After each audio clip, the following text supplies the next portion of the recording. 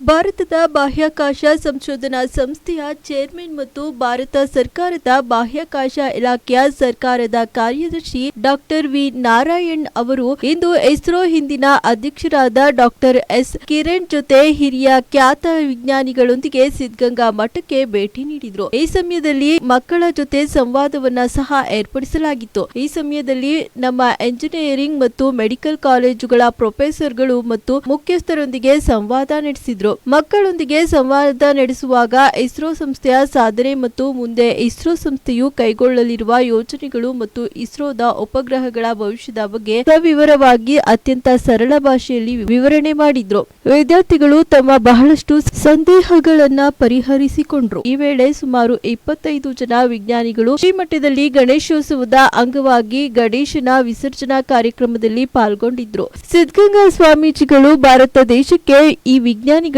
ಕೊಡುಗೆಯನ್ನ ಮೆಚ್ಚುಗೆ ಸೂಚಿಸಿ ಮಕ್ಕಳು ಛಲದಿಂದ ಮುಂದೆ ಬರಬೇಕೆಂದು ಆಶೀರ್ವಚನ ನೀಡಿದರು.